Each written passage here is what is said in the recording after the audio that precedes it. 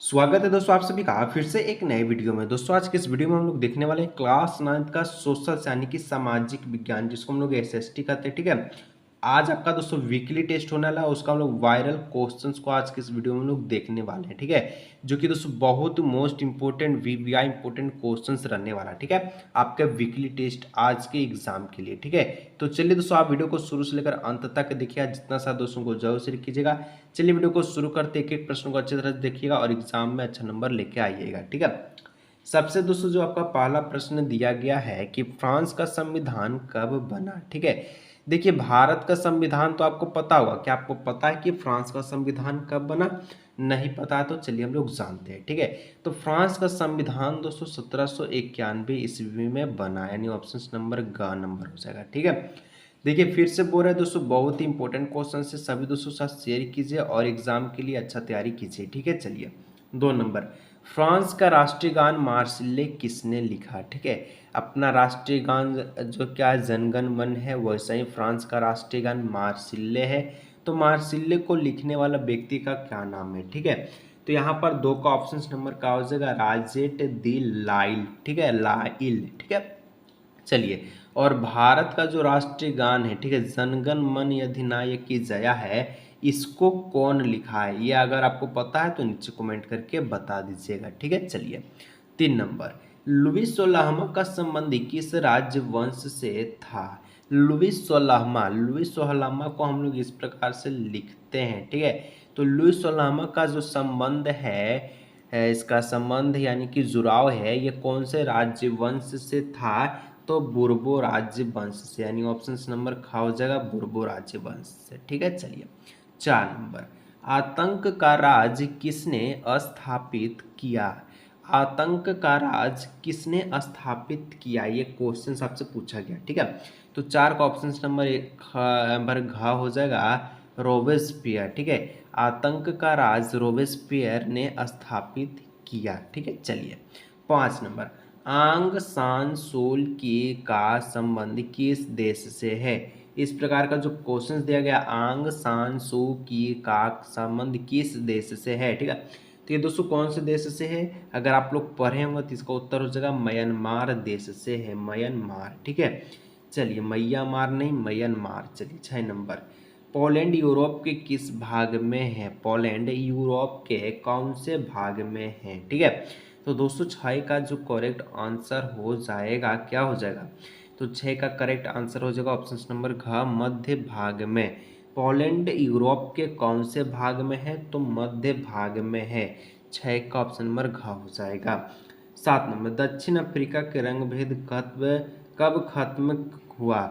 दक्षिण अफ्रीका में जो रंग भेद था गोरा और काला को लेकर, ठीक है, ये कब खत्म कर दिया गया? ठीक है, तो 6 का हो गया। 7 का हो जाएगा ऑप्शन नंबर ख 26 अप्रैल 1994 को। ठीक है, 26 अप्रैल, ठीक है, 1994 को ये खत्म कर दिया गया गोरा काला का भेद। ठीक है, गोरा काला, काला हुए तो वह क्या हुआ? दिल वाला है। ठीक है, लोकतंत्र जनता का जनता के द्वारा और जनता के लिए शासन या परिभाषा किसने दी है?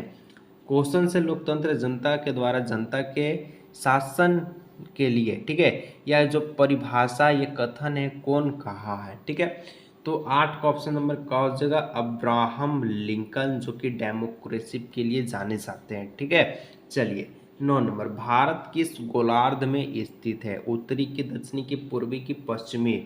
भारत कौन से गोलार्ध में स्थित है? क्या आपको पता है? नहीं पता है तो आज जान लीजिए। भारत उत्तरी गोलार्ध में स्थित है। भारत उत्तरी गोलार्ध में क्या है? तो स्थित है, अवस्थित है, यानी ऑप्शन नंबर ग हो जाएगा। ठीक है, चलिए आगे बढ़ते हैं। 10 नंबर, भारत और श्रीलंका को अलग करने वाली जल संधि कौन सी है? देखिए आपको पता है तो भारत के नीचे यहाँ पर क्या है? तो श्रीलंका है। ठीक है, निचवा भाग बना है। ठीक है, ये भारत आपको पूरा आपको पता होगा इस प्रकार से बनता है। ठीक है, ये निचवा भाग है। भारत और जो श्रीलंका है इसको अलग करने वाले जल संधि, यानी कि यहाँ से जो अलग करता है, ठीक है, जल संधि, कौन सा जल संधि के द्वारा ये अलग किया जाता है?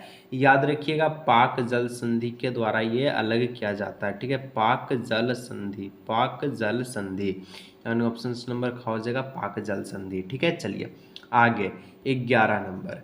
अभी भारत में कितने राज्य और केंद्र शासित प्रदेश है? ठीक है, तो अभी फिलहाल के लिए भारत में 28 गो राज्य है। ठीक है, जिसमें आपका एक राज्य झारखंड भी है। ठीक है, और टोटल हम लोग कहें तो 8 गो केंद्र शासित प्रदेश भी। ठीक है, 8 गो क्या है तो केंद्र शासित प्रदेश भी है। यानी हम लोग कह सकते हैं इसका जो आंसर हो जाएगा 28 और 8, इसका हो जाएगा 11 नंबर का करेक्ट आंसर। चलिए 12 नंबर।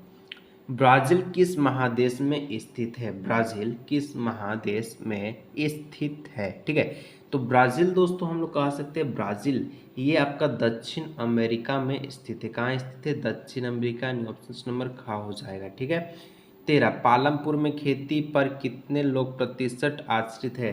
यानी कि पालमपुर में खेती पर कितने प्रतिशत लोग आश्रित है? खेती मतलब कृषि। ठीक है, जो कृषि यानी कि किसान जो है कि कितना है तो 75% है। यानी कि हम लोग कह सकते हैं कि खेती के कारण वहाँ पर 75% जो लोग हैं पालमपुर में आश्रित है, उस पर निर्भर है। ठीक है, और पालमपुर के जो शहर का नाम था यानी कि उसका जो नज़दीक शहर था उसका क्या नाम था? ठीक है, पालमपुर तो आपका गांव है, उसके बगल वाला शहर का नाम क्या था? जल्दी से जल्दी कमेंट करके आप लोग बताइए। ठीक है, चलिए 14 नंबर। कहता है दोस्तों कि कच्चा माल तथा नगद पैसे को कौन से पूंजी कहा जाता है? ठीक है, कच्चा माल तथा नगद पैसों को कौन से पूंजी कहा जाता है?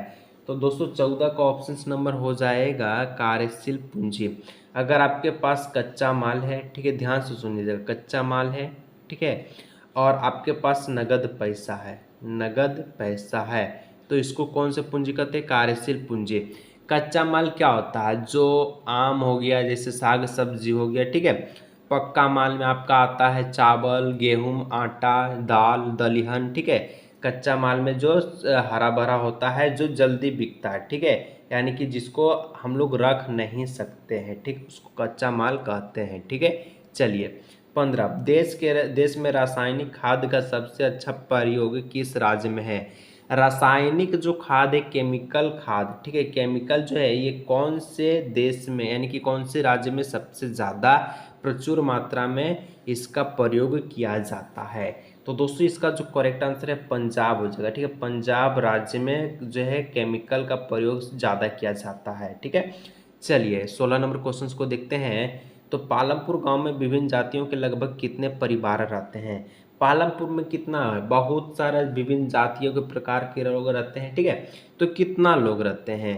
तो यहाँ पर दोस्तों इसका जो करेक्ट आंसर है वो हो जाएगा टोटल 450। ठीक है, यानी ऑप्शन नंबर ख। ठीक है, तो ये रहा दोस्तों बहुत ही कुछ मोस्ट इंपॉर्टेंट क्वेश्चन जो आपके लिए एग्जाम के लिए बहुत इंपॉर्टेंट है। अगर वीडियो दोस्तों अच्छा लगा तो लाइक सब्सक्राइब कीजिएगा। मिलते हैं नेक्स्ट वीडियो में।